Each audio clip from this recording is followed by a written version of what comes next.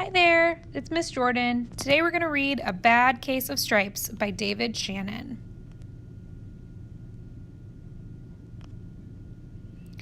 Camilla Cream loved lima beans, but she never ate them. All of her friends hated lima beans, and she wanted to fit in. Camilla was worried about what other people thought of her. Today, she was fretting even more than usual. It was the first day of school, and she couldn't decide what to wear. There were so many people to impress.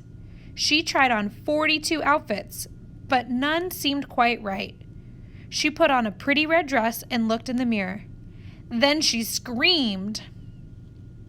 So take a second before we keep going. It said she was fretting even more than usual. Can you think of another word that would mean the same as fretting? Look at her face and see, how do you think she's feeling right now?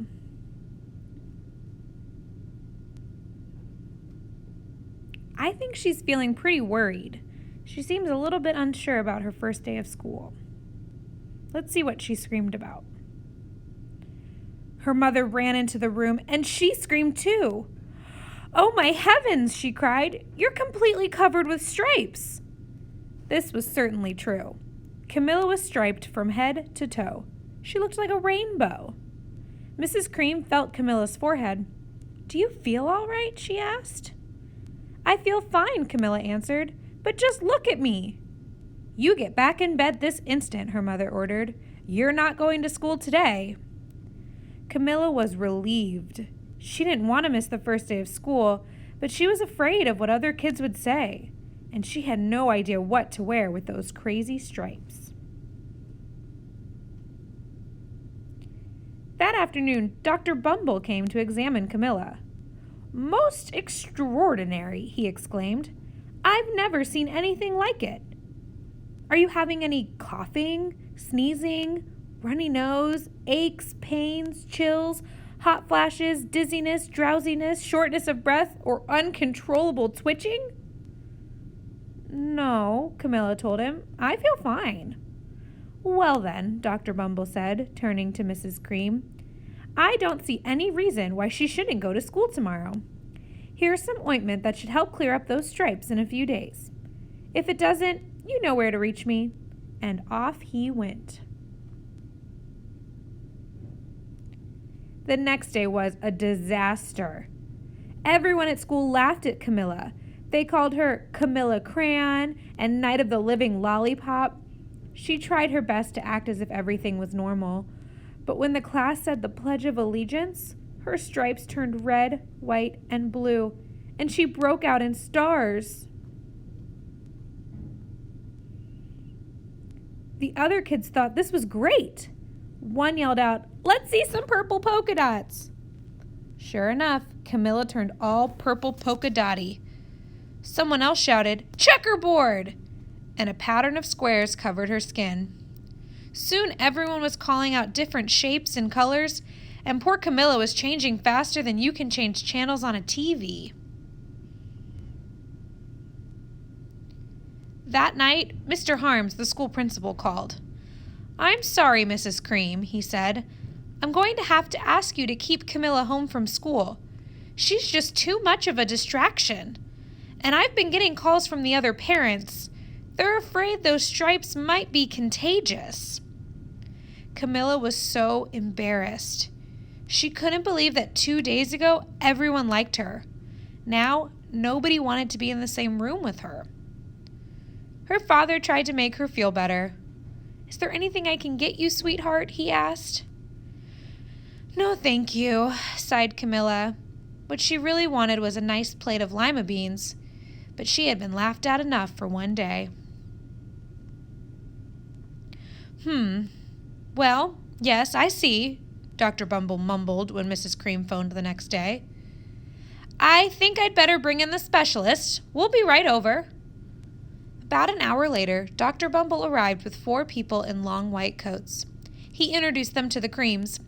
"This is Dr. Crop, Dr. Sponge, Dr. Cricket, and Dr. Young." Then the specialists went to work on Camilla. They squeezed and jabbed, tapped and tested. It was very uncomfortable. "Well, it's not the mumps," concluded Dr. Grop. "Or the measles," said Dr. Sponge. "Definitely not chicken pox," put in Dr. Cricket. "Or sunburn," said Dr. Young. "Try these," said the specialist. They each handed her a bottle filled with different colored pills. "Take one of each before bed," said Dr. Grop. Then they filed out the front door, followed by Dr. Bumble.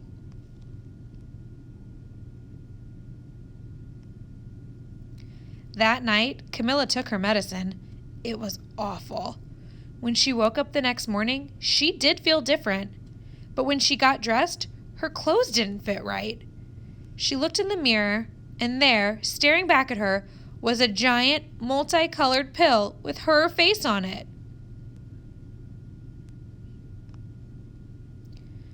Dr. Bumble rushed over as soon as Mrs. Cream called. But this time, instead of the specialist, he brought the experts. Dr. Gourd and Dr. Mellon were the finest scientific minds in the land.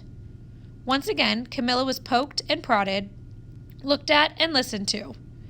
The experts wrote down lots of numbers. Then they huddled together and whispered. Dr. Gourd finally spoke. "It might be a virus," he announced with authority. Suddenly, fuzzy little virus balls appeared all over Camilla. "Or possibly some form of bacteria," said Dr. Mellon. Out popped squiggly little bacteria tails. "Or it could be a fungus," added Dr. Gourd. Instantly, Camilla was covered with different colored fungus blotches.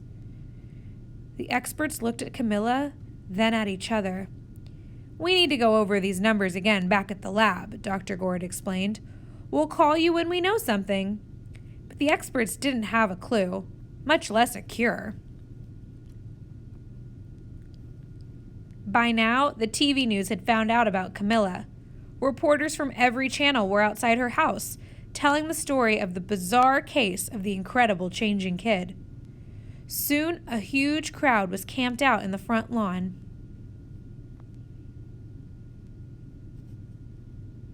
The Creams were swamped with all kinds of remedies from psychologists, allergists, herbalists, nutritionists, psychics, and an old medicine man, a guru, and even a veterinarian.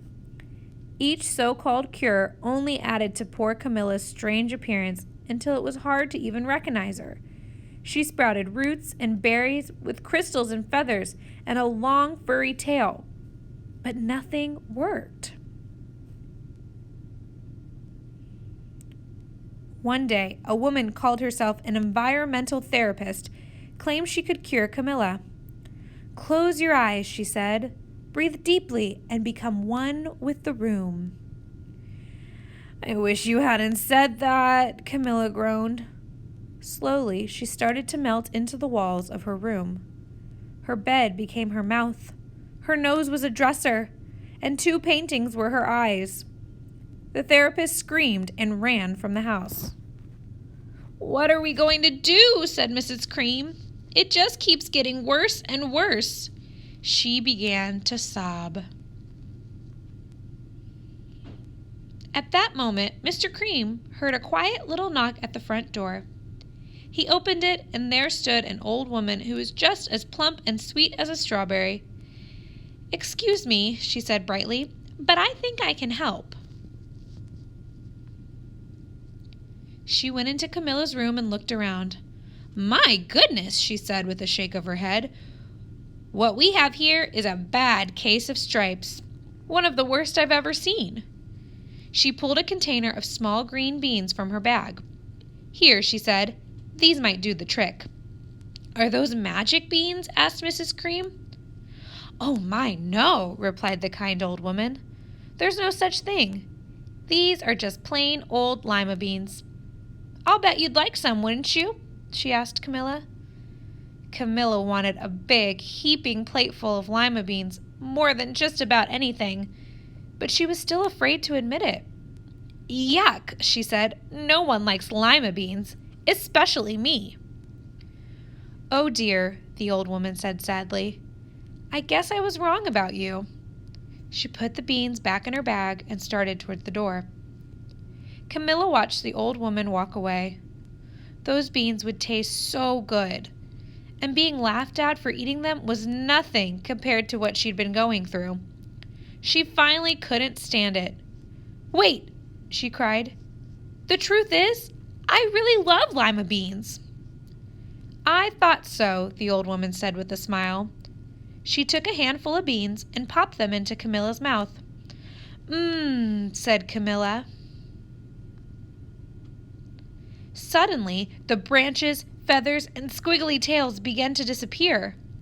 Then the whole room swirled around. When it stopped, there stood Camilla, and everything was back to normal. "I'm cured!" she shouted. "Yes," said the old woman. "I knew the real you was in there somewhere." She patted Camilla on the head. Then she went outside and vanished into the crowd. Afterward, Camilla wasn't quite the same. Some of the kids at school said she was weird, but she didn't care a bit. She ate all the lima beans she wanted, and she never even had a touch of stripes again. The end.